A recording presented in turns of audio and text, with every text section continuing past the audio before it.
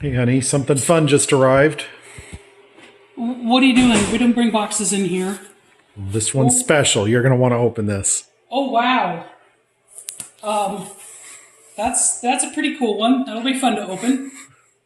Too bad I don't have a knife. Oh, here you go. Oh, like right now. Let's do this. Okay. Let's do this. This box here has traveled 120 million miles.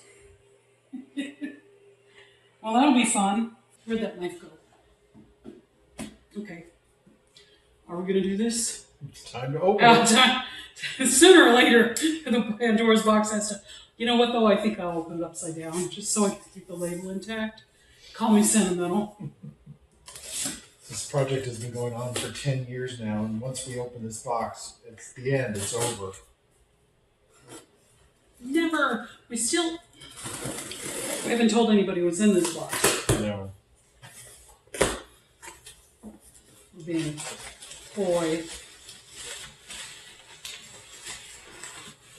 Double check there's nothing else in there. Oh, yeah, there is. Oh. Oh, fine. What is this? Note from Don Pettit, Astronaut.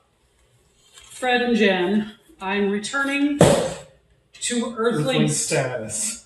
Takes about 6 months. I'm goofing around as much as I can before I return to space flight training in November. I have no plans to leave NASA and have a chance to fly again. I figured you all would like your Eidolon project back. Here it is. Flown to ISS on SpaceX, returned on SpaceX, and I had fun using it on orbit. I have not gotten copies of the 8K Nikon RAW files that I shot on the sun yet. This is in work. There were some copy file issues. I had no way of working with the MOV file on orbit and downlink them as fast as I could. Best way to preserve the data. When I get my files, we'll let you all know. Big thanks for making this project happen. More later, Don Pettit. Back page of this is a... You have to see this. Out of a procedures manual for the space station. No, is that the shuttle? Mid-deck. It's the shuttle. So he says that he got these this manual and didn't really have a whole lot to do with it, so he's been using it as note paper. Nice. So the front side has manual stuff on the front. He's just here's some scratch paper. That's awesome. So here's the project. Now this is the same project that Don posted on Reddit some time ago. He calls it the Eidolon project. We call it the Space Gemini. I just saw what the bag's labeled. It's urine collection device. Male condom catheter with the bellows. Return to Earth. There you go. SPX-32. I guess that's disposable on station. I mean, what is he going to put it in on station to bring this home? So, goodness. All right. So there it is. This is a Gemini solar filter we built custom for him. Well, like we said, we call this the Space Gemini because we have other Geminis that obviously were not designed to go to space, and we put some special mods on this. But this has the camera cork on front. Look, it's still got the little Kapton tape here. Space rated tape, and he's got Velcro all over it because he's everything. Everything needs to be stuck or else it floats away. Right, and you can see the wavelength numbers here. We engraved them on the arms. This is stiff action. You may have locked it down. Oh yeah. Okay, so one of them says 762.2 nanometers, and the other says 761.9 nanometers, and. He has a special experiment he was running that we'll let him describe when he's ready to. But to cover the wavelength range he needed, we had to have two separate Eidolons, each tunable. And then we had to put special wing shifting into it because of the Doppler shift of the ISS orbit. Well, so Don wanted to examine two lines that were nearby each other. And he wanted for us to just make an Eidolon that could tune between them. Between 762 nanometers and 761.9 nanometers, because it seemed logical enough to him that we can just tune it in between them. The trouble is that the way that physics works, our tuning range, in order for us to tune between them, was something about 150, 200 degrees of temperature shift in order to accomplish that between the two to be able to change instantly. And that just wasn't going to work. And we kept trying and trying to find ways. Well, and he didn't have time to do a temperature change because it's just a few minutes out of the orbit, right. But the sun is in the window. Right, so. Right. So we developed this thing here just for Don. And so a lot of people that are out there have used the camera quark, and this project is why we have the camera quark. He came to us and said, hey, I want to do this project and, go observe the lines on the sun. He hadn't actually pointed anything at the sun, except you remember he was on station for the transit of Venus. Mm-hmm. And he pointed a big camera at the sun, and he wanted to use the same Nikon. And he's like, well, I have Nikons on station. Can't we just hook a quark to a Nikon? Big old lens. And so Fred's head exploded and said, I can't do that. How do I make it come to focus? And with experimentation, we got it to work. Didn't you tell me that they also had, you found basically ray trace drawings of those lenses? Well, the patents for the lenses have the details that I can use to simulate stuff. Right. So you put that in and you determine what the lengths needed to be. Yeah. And so effectively, I'm going to open it here.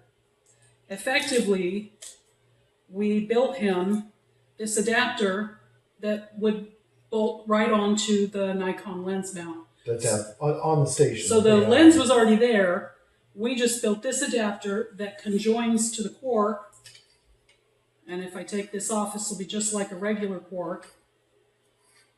This has been to space. Now, this is not our first time flying something to space, but this is definitely the funnest. Yeah. So ordinarily a quark would have a silver barrel right here. We just made this adapter that goes between the Nikon camera and the quark fitting, and we just thread it right on here. So it was a great opportunity for us because when we've flown things in space in the past, we've had to use very space heritage, NASA approved, old school, we're talking mechanical thermostats for temperature regulation, rocket and missile parts, very obscure things that are hard to buy today and are completely obsolete, stuff from the 1960s. Well, understand that when they do a space mission, they want to make sure to use heritage processes, heritage parts. That means in order to go to space, you have to have already been to space. And eventually you kind of crawl to a halt just rearranging the same Legos. So we need opportunities which aren't under those conditions of must be heritage flown. So this one, because it was his personal goal, his personal project, it didn't have to go through all of the same qualifications, and we just got to send something. There were still a lot of restrictions. Of course. We couldn't have data on the USB port because he's going to plug it into an iPad to power it. And once something's connecting to the ISS network, well, then there's all this stuff we got to do. So we built this with just the power wires in it, not with any data connection. And the other thing, we did with it, this is modern microcontroller in here. It's radiation tolerant, made by Texas Instruments. So we had the opportunity to use the latest generation of stuff in it so that going forward, we can offer people modern stuff that's now been tested in space. Right. So now when we have various different teams that contact us, like that other one a few months ago. We can't talk about that. We can state that we have the space flown heritage on this new various completely different set of processes. So all the things that are in here are now heritage. And long duration heritage, almost a year. It was right. And I'm really glad we did, because originally he was talking about flying with it and then just flying it home and only being it's all right. You don't need to do all that business. I'll just fly with it. Well, it turned out, he called us up and said, hey, they bumped it forward. They want to send my stuff ahead. So can you have it done? And this was right in the middle of the eclipse season. This was mid-2024. And because we shipped this in May. We shipped this in May, right after the eclipse was over. He called me up right after the eclipse was finished and said, hey, they're going to ship my stuff ahead. Can you get it to me? I don't remember how many weeks. But I was like, sure. And so the eclipse was barely, the ink wasn't dry on the eclipse yet. We had built everything and tested everything, but The problem is just how much testing is enough testing. And so you're testing and testing and trying to convince yourself it's going to work. And then we have the condition that Fred and I always fight about, which is that Fred does all of this work upstairs in the engineering department. He makes all the metal, and he has one more thing he wants to check, one more thing, and the deadline is, weeks away and gets smaller and smaller. And like a week out, or even less sometimes, Fred throws Jen a pile of parts. Have fun with it. Have fun. It's your problem. And so I'm constantly having to really quick magically make it work. And that magically make it work is tricky because in order to make these two specific etalons, they both had to have exactly the same overlapping, basically a Venn diagram, where this one would show and this one would show, because he wanted to have the wing shift on both of these two lines of interest. And so we couldn't have one that if you tuned it kind of on a low temperature, it would be there, and on a high temperature, it would be here. They had to land precisely. And so that means all of this business with the spectrometer, where we'll put an entire platen, 24 etalons on, 48 etalons on, scan them, see if they're candidates, scan 10 or 12 different platens like this, then see if we can mix and match those different candidates, throw them in the coating tank, and, cross your fingers and hope everything comes out right. So there was some. It was a great relief to see the first couple of images come back and to hear that it worked. Oh, we have to tell the other story, the email from space story. Yeah. It's always exciting when you get an email from space until you realize why you just got an email from space. If he's contacting you, that means there's either a problem or there's a problem. Needs advice or. Yeah. So we got an email from him, and he wasn't able to find the sun at all. He was, really getting frustrated. He tried and tried and tried. And the problem is the geometry of the space station. He's got this certain window he can look at, and he's waiting for the sun to rise, and it's only in the window for a few minutes, and it's hard. Okay. It is. This is not like. It's hard on Earth to find the sun. It's hard enough on Earth. But he had experience, and he tried, and he, in various different configurations, he was able to see the sun. But there was just nothing showing up on his camera, and boy, Fred and I were sweating bullets. What did we do wrong? So Fred ran out, and he immediately rented all of the equipment that was in use at the station. The exact same lens, camera, and everything. Right. Yeah. So we need to actually pedal back 10 years ago, 11 years ago, when he first came to us about the project. And again, I'm going to bring your attention to wavelengths, 762, 761 nanometers. This is in the near infrared. We typically only make a filter up to 700 nanometers because these are kind of pushing the edge of the visual spectrum. Then you have to look at the camera chip. And Fred immediately threw up a red flag that your Nikon camera that you have on station will probably have an IR blocking filter that's going to filter this wavelength out. Yeah, but Don said, no, it's okay. We have a special camera that's had that blocking filter removed. So I can just use that camera on station. So when Fred and I were down here and we're trying to figure out why it didn't work, we raced out and we ordered the lens to be shipped in. We ordered two cameras, one with the IR blocking filter removed, one without the IR blocking filter removed. We bought his exact same filter setup that he was using for his slotted in pre-filter inside his lens. For a filter that big, we just use a slotted in UV IR that's threaded into his little bezel, I guess, the drop-in style.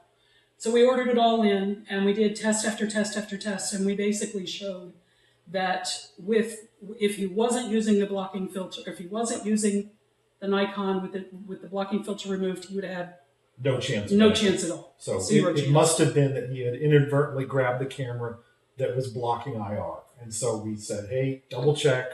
I think Matthew Dominic stole the camera. Those two were real fun. They flew out here. What year was that? 2018. 2018. The two, they came out and did a training flight in their T-38, and they flew into Whiteman Air Force Base because we're real close. And it's interesting because we had, they called us up and they said, "Do you know anyone who can get on Whiteman?" And Tiffany, our assistant manager, she's... At the time she lived at Whiteman. I believe she did, yeah. Because her husband works on the music movie. Does stuff. And so we went out and we picked him up, and we got back chatter through. You probably didn't know this. All the guys on the base were all like, "Guys, there's astronauts here. You see, there's a T-38. I was on duty when the astronauts flew in on the rocket." And they were all super stoked and hyped. I'm like, well, yeah, they came to visit. So it was Don and Dominic. Matt Dominic. Yeah. Yeah, and so they came Both through. astrophotographers. So Right, they came through, and we had a couple of chats about the target it wavelength. was a business meeting about the project, Right, and right. to make sure we're on the same page, because there'd been a few sticking points we've been going round and round and round about, and it was really helpful to be face to face in person to clear these things up and show him stuff in the lab and take him around and really help teach them understand. Yeah. It's hard to kind of the concept between an etalon is an element, but this is a lot more than an etalon. And why we have to do certain things certain ways, and the restrictions we're under, and then the restrictions from it being in space, traveling at 17,000 miles an hour. Details. Yeah. Small details. He actually, I had to make a table for him that lists basically what the space station's beta angle, which is like the inclination of its orbit, and then whether it's at sunrise or sunset, how many nanometers to dial it up or down based on if he's going towards the sun or away from the sun. It was 0.02 nanometers up to that it could be. So it was actually almost a measurable difference just from the Doppler effect of light, which is pretty cool. Yeah, that is a fun one. Dale Woods, the former owner, he had a story about that as well from a mission. A shuttle mission. Yeah, it was a shuttle mission. I also just remembered this Nikon mount. It wasn't there very long after that we had a different NASA office that was asking us about this Nikon mount. Do you remember that one? That was where they were doing Schlieren testing. Oh, the Bosco, yeah. Right. So what they were doing is they were doing supersonic analysis of supersonic displacement in the atmosphere to see how efficient that's what Schlieren testing is. Looking at the sonic boom profiles. Right. And so what they had to do is they had to take a solar telescope and point it at the sun and have the aircraft fly in front of the sun and snap a picture. And we've all seen this 100 times. Everybody puts their picture up of an airplane going across. But they had to do it repeatedly over and over, and it was a drag because they would just get milliseconds. There's a shot, and then there's a shot. You have a supersonic aircraft and you're trying to capture. Completely reframe the whole thing, and he'd fly around in a circle. And so it dawned on them if they could just put it in the bomber pod. Was it a T-38? I don't. Because they had to chase the supersonic jet with the supersonic jet. Yeah, I thought it was an F-15, but it's don't know. been a long time. So they thought it'd be really cool if they could just hook a solar filter to the Nikon camera lens that they had that they could actuate with a button while they were in the following jet, and so that they could follow the faster jet, get a longer duration, shot with it. And I believe that Nova did an actual the PBS documentary on it. I think it was going supersonic or doing something remember. Supersonic. I saw it a few days ago, but anyway, so that one we had two different applications for that camera cork, and it's because of this is like when they say NASA's important and space flight is important because it pushes the edges of technology. Mm-hmm. Where we push the edge of technology developing this particular kit. And by doing we haven't talked about this funny little face we have here. He's a smiling, happy little guy. Well, he's got a different face. Yeah. You stay right here. I'm going to go and get an original cork. Not so fast, Lord Helmet. Lone Star. I'm here to save my girlfriend. Hey, what are you doing? Not next time. Okay, so here is our ordinary Gemini filter, and we would say chromosphere here, prominence here. So we designed this. What year was that? 2019, right before COVID. Right before COVID, right.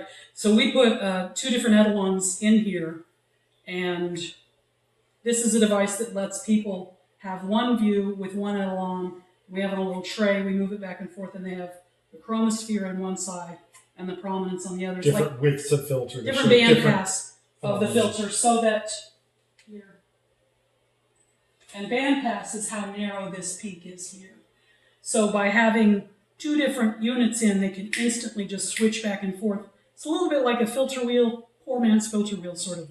And then each one of them has a dial, just like our original cork does, to turn the wavelength up and down. That is to move this line in the blue wing or in the red wing to capture different effects on the sun. So that's what our original looks like. But we were worried for Don when he was up in space to not have... You need to know specifically which wavelength he was at. So we put kind of a wavelength readout like a quantum has, and then red and blue wing shift buttons like a Quantum has, but then there's two sets because there's two different etalons, and he can dial each one independently of whatever he wanted. And then there's a switch that detects which side the arm is on, and it changes the display to match whichever one is active. Right. And there are only two of these sets of electronics made because how expensive was that chip? The microcontroller, because it was radiation tolerant, space qualified, was $2,500 each. Ouch! Just for the chip. Just for the brain chip, which in this one, a similar chip is $4. So $4, $2,500 for just the one. Now we made two of these. We have one on the shelf hiding in the corner that we used that day when he. Yep. And that one, it didn't have the radiation space qualified. It's the same silicon, but it didn't go through all the qualification and testing. So it's like a development board or something? No, I mean it's the same board, it's the same microcontroller, didn't go through the same quality control flow, so it was a lot cheaper. Okay. That was the difference. So you're like a $4 board for that. But the other parts on it, like the voltage regulator, the switches, the op amps, those things were also radiation tolerant, and so everything was. It's just the one expensive chip I didn't want to buy more than one of. Right. Now, I also understand that he ran his off of an iPad. Yep. Now, has this got different voltage than this one does? Same voltage. It's just we did USB-C instead of USB-B, micro B, just to have the latest. In the 10 years between when he started, USB micro B was what they had on the station. Well, as it got closer, we realized we needed to upgrade it to C because the iPads on the station had USB-C ports. So that predicated that change. And of course, people ask me, why don't we go put USB-C on the Quark and Gemini? And the answer is just inertia. We're building, batches of 500 of this and 1,500 of that at a time. And so to try to get everything to line up and change over is hard. Well, not only that, I think it's really important in all of our processes. We've always maintained backwards compatible that you can continuity, yeah. Right. For example, this thread here that we use for our inch and a quarter adapter that we have here on the back of the Quark and there on the back of the Quark thread. This is actually the T-scanner thread, and this is the thread that Dell has used. It goes back to the 1970s. Right. So if we go and think about you're an owner of a Quark, and now we make a new Quark power supply, and it's different than the cable that you have, and you lose your cable, you want to get a new cable, well, you can't get those cables anymore because it's obsolete. We try and just maintain lots of cables in stock and lots of components in stock. Yeah, and at some point, the micro B will be obsolete. We won't be able to get parts. We will have to move to the C. That may come someday. Right. Okay. Enough about the C. I did also want to talk about the interference eliminator that we're using here. And now I'm going to keep the tape on here. Maybe we'll just peel it back. Anytime you're doing narrowband imaging with an etalon, you have the chance of getting interference fringes through the image. And the easiest way to get rid of that is to tilt something. Either tilt the etalon or tilt the camera. In our case, tilting the camera is the easier way. Okay. So we have this adapter that tilts the camera let's around the focal actually point. Tilt it so everybody can see that. Oh boy, it's tight. Well, you didn't want to move it. You didn't want to move it. I can't undo it. Well, so the point is that this has a potato chip design in here. Maybe we'll zoom in after a bit. And what this does is it allows, you can see the little edges sticking out here, that this can wobble on there just enough to cause the interference. Just a few degrees. Usually 2 or 3 degrees is enough. And this distance here means that it's not going to, it's circles around, what do you call that, on tangent with the plane of focus so that it doesn't go in too far. It doesn't go out of focus as you tilt it. Right. Yeah. And so we had lots of taping that down. We also don't want to have light leaks in there, and this particular design of the two scallops doesn't allow any light to break into that at all. So that's pretty much our little fun thing. Returned to Earth in a urine collection device. Thanks, Don. That's beautiful. And I know that he's going to have more data.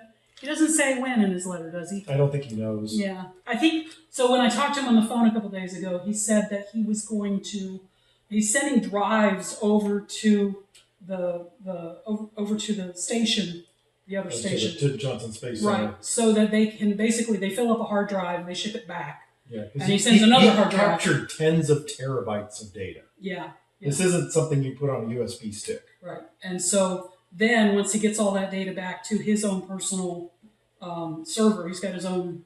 Do you remember the specs on that? I don't. But then he's going to run it through AutoStacker and whatever other processing software, and hopefully we'll see some images come out in the next few months. So everybody always says, well, where's the images from this? And also understand, he was looking at lines that we've never looked at, because we have, absorption. Oh, that's another chart over there. The whole purpose of this entire exercise is that Don wondered, if I'm outside of our atmosphere, maybe I can look at an emission line that the sun is pointing out that we cannot see from terrestrial Earth, only from outside our oxygen absorption layer.